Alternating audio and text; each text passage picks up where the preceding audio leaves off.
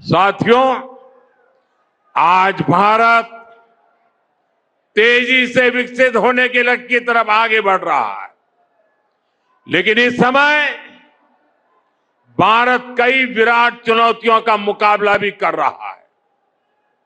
साथियों, कोरोना काल के दौरान ही दुनिया सप्लाई चेन के बहुत बड़े संकट से गिर गई थी। कोविड के बाद यूक्रेन में युद्ध शुरू हो गया, उसने दुनिया की परेशानियां और बढ़ा दी। फूड, फ्यूल, फर्टिलाइजर, इन तीनों चीजों पर गंभीर प्रभाव पड़ा। बीते 5-6 वर्षों में इस संकट से निपटने के लिए हमारी सरकार निरंतर प्रयास कर रही है। आपको याद होगा, उस समय और आज भी फर्टिलाइजर की एक एक बोरी दुनिया में 3-3 हजार रुपये में बिक रही थी। एक बोरी का 3,000 रुपया। कितना? आप बताएंगे एक बोरी का कितना? आंकड़ा नहीं, बोलिए मुंह से। 3,000 रुपया एक बोरी का। कितना? एक बोरी का कितना? एक बोरी का कितना? और भारत के किसानों को वही खाद की बोरी 300 से भी कम रुपये में दी जा रही है। 3,000 के सामने 300 रुपये में। सप्लाई चेन की इन मुश्किलों के बीच पिछले 2 महीने से हमारे पड़ोस में ही इतना बड़ा युद्ध चल रहा है। इसका असर पूरी दुनिया पर पड़ा है और भारत पर तो और भी गंभीर असर हुआ है। साथियों, भारत के पास बड़े बड़े तेल के कुएं नहीं है। हमें अपनी जरूरत का पेट्रोल, डीजल, गैस, ये सब बहुत बड़ी मात्रा में दुनिया के दूसरे देशों से, बाहर से मंगाना पड़ता है। युद्ध की वजह से पूरी दुनिया में पेट्रोल, डीजल, गैस और फर्टिलाइजर के दाम बहुत अधिक बढ़ चुके हैं, आसमान को भी पार कर गए। अड़ोस पड़ोस में देशों में क्या हाल है वो तो अखबारों में आता है। भारत सरकार इस युद्ध के पिछले 2 महीनों से देशवासियों को इस संकट से बचाने के लिए लगातार प्रयास कर रही है। नागरिकों पर बोझ न पड़े, इसके लिए सरकार सारा बोझ सरकार खुद अपने कंधे पर उठा रही है। लेकिन साथियों, जब सप्लाई चेन पर संकट लगातार बना रहे तो हम कितने भी उपाय कर लें, मुश्किलें बढ़ती ही जाती है। इसलिए अब देश को सर्वोपरि रखते हुए, मां भारती को सर्वोपरि रखते हुए हमें एकजुट होकर के लड़ना होगा।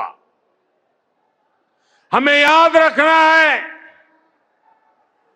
देश के लिए मरना ही सिर्फ देशभक्ति नहीं होती है। देश के लिए जीना और देश के प्रति अपने कर्तव्यों को निभाना, वो भी देशभक्ति होती है।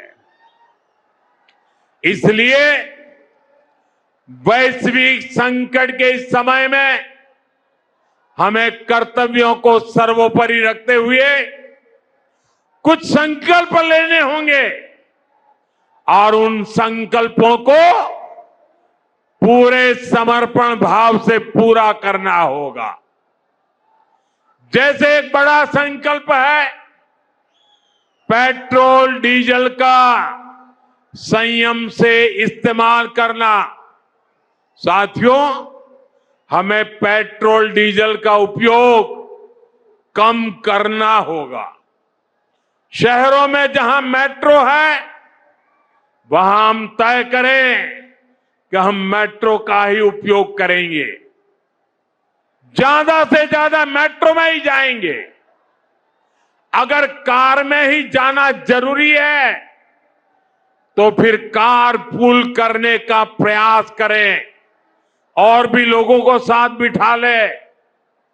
अगर हमें कहीं सामान भेजना हो तो कोशिश करनी है कि वह ज्यादा से ज्यादा रेलवे गुड्स के जो ट्रेन होती है रेलवे की सर्विसेज से भेजे, ताकि इलेक्ट्रिक रेलवे होने के कारण पेट्रोल डीजल की जरूरत नहीं पड़ती है।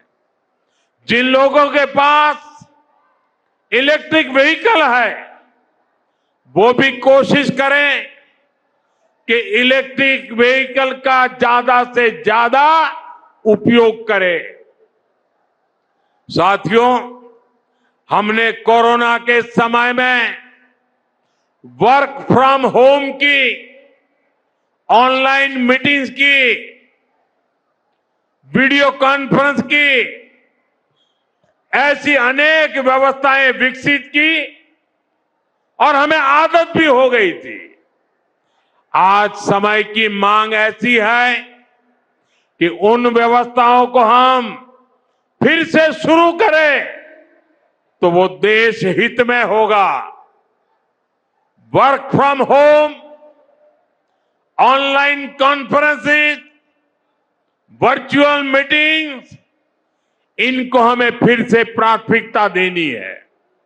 साथियों, आज जो संकट है उसमें हमें विदेशी मुद्रा बचाने पर भी बहुत जोर देना होगा, क्योंकि दुनिया में पेट्रोल डीजल इतना ज्यादा महंगा हो गया है, पहले से कई गुना ज्यादा कीमतें बढ़ गई है।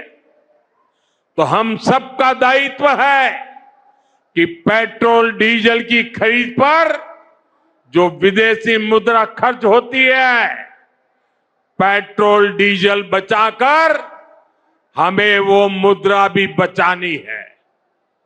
इसके लिए हमारे छोटे छोटे प्रयास भी देश की बहुत मदद कर सकते हैं। जैसे आजकल जो विदेशों में शादियों का, विदेशों में घूमने का, विदेशों में वैकेशन पर जाने का मिडिल क्लास में कल्चर बढ़ता जा रहा है। हमें तय करना होगा कि जब ये संकट का काल है और हमारी देशभक्ति हमें ललकार रही है तो कम से कम 1 साल के लिए हमें विदेशों में जाने की बातों को टालना चाहिए। भारत में बहुत सारी जगह है, वहां हम जा सकते हैं। बहुत कुछ भारत में किया जा सकता है। इस बेटी को नीचे बिठाइए, उसे थक जाएगी। उस बेटी को बिठाइए। वो थैंक यू बेटा, थैंक यू। बैठिए, आप नीचे बैठिए। मैंने देख लिया बेटा, उसको देख लिया, अब आप बैठ जाइए। हाँ, इस छोटी बच्ची को क्यों परेशान करते हो भाई? इन बच्चों को बैठने दीजिए प्लीज। बच्चों को परेशान मत कीजिए जी। साथियों, हमें विदेशी मुद्रा बचाने के जो भी रास्ते हम लोग अपना सकते हैं हमें बचाना होगा। साथियों, गोल्ड यानी सोने की खरीद एक और पहलू है जिसमें विदेशी मुद्रा बहुत अधिक खर्च होती है। एक जमाना था जब संकट आता था, कोई युद्ध होता था तो लोग देश हित में सोना दान दे देते थे। आज दान की जरूरत नहीं है, लेकिन देश हित में हमको ये तय करना पड़ेगा कि साल भर तक घर में कोई भी फंक्शन हो, कोई भी कार्यक्रम हो, हम सोने के गहने नहीं खरीदेंगे, सोना नहीं खरीदेंगे। विदेशी मुद्रा बचाने के लिए हमारी देशभक्ति हमें चुनौती दे रही है और हमें इस चुनौती को स्वीकार करते हुए विदेशी मुद्रा को बचाना होगा। साथियों, ये समय एक और बड़े सबक का भी है। एक समय था जब हम कॉपर एक्सपोर्ट करते थे, लेकिन आज भारत के सामने स्थिति ऐसी बन गई कि अब हमें कॉपर को भी इंपोर्ट करना पड़ता है। हमारे देश में हड़तालें करवाकर कॉपर प्लांट्स को ठप करवा दिया गया और अब हालत ये हो गई कि हमें कॉपर बाहर से मंगाना पड़ता है और उसमें विदेशी मुद्रा खर्च होती है। इसलिए मैं ऐसे सभी श्रमिक समूह मजदूर संगठनों से भी कहूंगा कि हमें ऐसी बातों का जरूर ध्यान रखना चाहिए। भारत को आत्मनिर्भर बनने से जो भी कदम रोकते हैं उनमें हमें दूरी बनानी होगी और जो लोग ऐसी साजिशों में जुटे हैं उन पर भी कड़ी नजर रखनी होगी। मैं देश की अदालतों से भी आग्रह करूंगा कि ऐसी स्थिति आने पर देश हित में हमें कोई ना कोई रास्ता निकालने की तरफ बढ़ना चाहिए। साथियों, ऐसे ही खाने के तेल का भी है। इसके आयात के लिए भी बहुत बड़ी मात्रा में हमें विदेशी मुद्रा खर्च करनी पड़ती है। हर परिवार अगर खाने के तेल में खाने का तेल का जो उपयोग करता है, अगर वो कुछ कमी करे, मैंने बार बार कहा है 10% कम करो। अगर हम तेल खाना कम करें ना, तो भी वो देशभक्ति का बहुत बड़ा काम है। आप देश सेवा में योगदान दे सकते हैं और इससे देश सेवा भी होगी और देह सेवा भी होगी। इससे देश के खजाने का स्वास्थ्य भी सुधरेगा और परिवार के हर सदस्य का स्वास्थ्य भी अच्छा रहेगा। साथियों, विदेशी मुद्रा की खपत वाला एक और सेक्टर हमारी खेती है।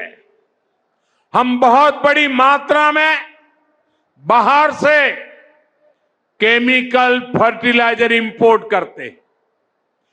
केमिकल फर्टिलाइजर खेती के कारण हमारी धरती मां को बहुत पीड़ा हो रही है। हमारे खेत बर्बाद हो रहे हैं। अगर आज हम अपने खेत को नहीं बचाएंगे तो भविष्य में फसलों पर भी खतरा आ जाएगा। इसलिए बहुत जरूरी है कि हम केमिकल फर्टिलाइजर की खपत 25%, 30%, 40%, 50% उसको घटाए, आधी कर दे और हम उसके साथ साथ नेचुरल फार्मिंग की तरफ बढ़े। हम फर्टिलाइजर का उपयोग कम करके विदेशी मुद्रा भी बचा सकते हैं और साथ साथ अपने खेत को बचा सकते हैं, हमारी ये धरती मां को बचा सकते हैं। और यह हमें करना ही होगा। आज वैश्विक संकटों से जो चुनौतियां आई है, हमें उन चुनौतियों को परास्त करना होगा। साथियों, भारत सरकार खेतों में डीजल पंप की जगह सोलर पंप की योजना चला रही है। हम खेतों में डीजल पंप की जगह सोलर पंप का उपयोग करने का जोर देना होगा। मैं कोविड काल में भी आग्रह करता था कि हम स्थानीय चीजें खरीदें, वोकल फॉर लोकल के मंत्र को लेकर चले।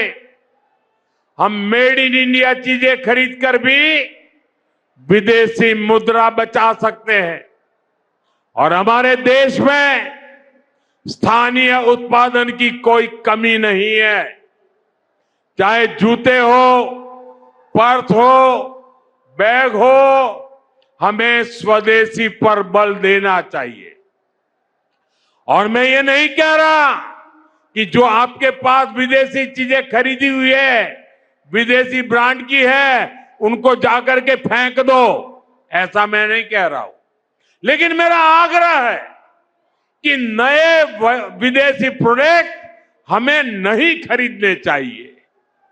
और वाकई हमें कई बार अंदाजा तक नहीं होता कि रोजमर्रा की कितनी सारी चीजें विदेशी है जो हम ऐसे ही यूज कर रहे हैं। और साथियों, जब मैं बात स्वदेशी की करता हूं तो लोगों को लगता है कि दिवाली के दिए खरीदो मतलब स्वदेशी हो गया। ये तो भ्रम फैलाने वाली बातें हैं, इससे सफलता नहीं मिलती है। हमें घर के उपयोग में आने वाले सामान की लिस्ट बनानी है। देखना चाहिए कितनी विदेशी चीजें घुस गई है, पता ही नहीं है। कैंची हो, कंघी हो, छोटी छोटी चीजें, टूथपिन, टूथब्रश, कितना सारा सामान विदेश से हमारे घर में घुस गया है। फिर इस लिस्ट से हमें हो सके उतना जल्दी स्वदेशी में बदलना चाहिए। साथियों, ये बातें सिर्फ एक सरकार, एक दल, एक व्यक्ति की नहीं है। ये बीजेपी का भी मुद्दा नहीं है, ये देश का मुद्दा है।